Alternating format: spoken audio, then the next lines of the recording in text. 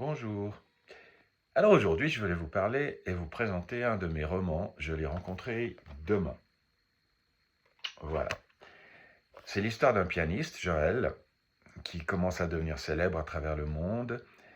Et un soir, après une dispute avec sa fiancée, qui veut se marier et lui il trouve que c'est un peu rapide, eh bien, elle prend sa voiture et elle se tue dans un accident.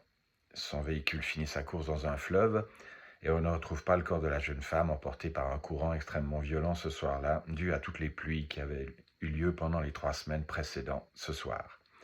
Pour contrer son chagrin et oublier en fait son drame, Joël se lance alors dans des tournées à travers le monde. Et un jour, il se trouve à La Paz, capitale de la Bolivie. Chapitre 1er. Joël s'arrêta net. Un imperceptible tremblement le saisit dans tout son être. Ce n'était pas possible. Elle se tenait là, à quelques mètres de lui, souriante, dans une robe d'été couleur soleil. La brise légère et espiègle qui soufflait ce matin-là sur le marché soulevait le bas de sa robe dévoilant ses longues jambes fines. Elle s'adressait à une vendeuse de fruits et légumes, une matrone à la poitrine fort imposante. La marchande avait la peau du visage buriné et une rosacée, typique des habitants des Andes. Joël enleva ses lunettes de soleil et se frotta les yeux.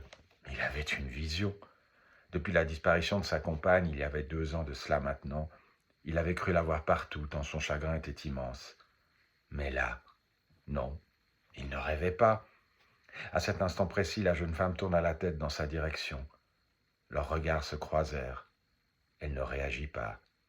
Dans le même temps, il crut reconnaître au plus profond de son âme cet éclat si lumineux, ces prunelles d'un bleu unique. Ses prunelles. Joël sentit son cœur battre si vite que sa poitrine lui semblait soudain trop petite. Venait s'ajouter à cette sensation de malaise le fait d'être à La Paz, à 3640 mètres d'altitude. Cela rendait sa respiration encore plus difficile pour un étranger comme lui. Tout le décor autour de lui se mit à danser.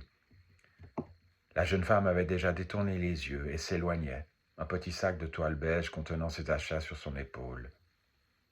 Sa longue chevelure blonde dessinait des arabesques au rythme de ses pas, telles des danseuses effectuant un ballet aérien. Paralysé, en manque d'oxygène, Joël resta immobile comme tétanisé. C'est un Bolivien à vélo transportant une hotte énorme sur son dos qui, le bousculant en passant à sa hauteur, le sortit de sa torpeur. Déjà au loin, la jeune femme se noyait dans la foule bigarrée de ce samedi matin, jour de marché sur la place principale Murillo. Il se lança à sa poursuite.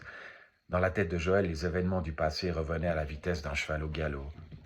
Cette maudite soirée d'automne, leur dispute ridicule à propos de ce mariage, le départ précipité de Zoé, l'accident. Une boule se forma dans sa poitrine. Il essaya d'accélérer l'allure, zigzagant entre les gens qui lui barraient le chemin. Il gagna un peu de terrain. Il pressa encore le pas, bousculant, heurtant des personnes sur son passage. Ces dernières l'invectivèrent à renfort de grands gestes des bras. Il ne parlait pas l'espagnol, mais devina que ce n'étaient pas des paroles gentilles qu'elle lui proférait. Il suivit la silhouette claire pendant plusieurs minutes, minutes qui lui semblèrent des heures, tant son souffle commençait à lui manquer. La tache jaune, couleur soleil, se fondait sans cesse dans cette foule immense et compacte. Elle disparaissait, puis réapparaissait, après quelques interminables secondes, quelques mètres plus loin. Elle jouait à cache-cache, avec ses nerfs. Finalement, à hauteur d'une pharmacie, la mort dans l'âme, il la perdit définitivement des yeux. Il chercha à gauche, à droite, tourna la tête dans toutes les directions. Elle avait disparu. Dépité, complètement perdu, il fit demi-tour et regagna son hôtel.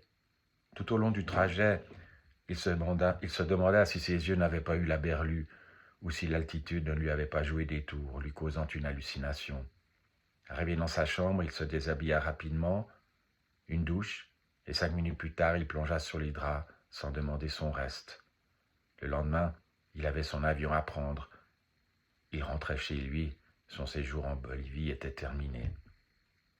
Et je m'éloignerai à jamais de cette mystérieuse inconnue, pensa-t-il tristement. Il avait tellement de questions qui lui tournaient dans la tête.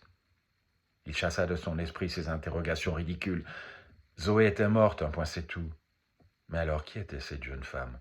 Son parfait sosie? Il s'endormit difficilement, et sa nuit fut agitée et peuplée de cauchemars. Voilà pour le premier chapitre. Alors, si vous désirez me commander un livre, vous pouvez le faire à John D. Baramba 89 @icloud.com. JOHNDI, tout en minuscule, la barre en bas, 89, le fameux signe aérobase, icloud.com, icloud.com. Et je vous répondrai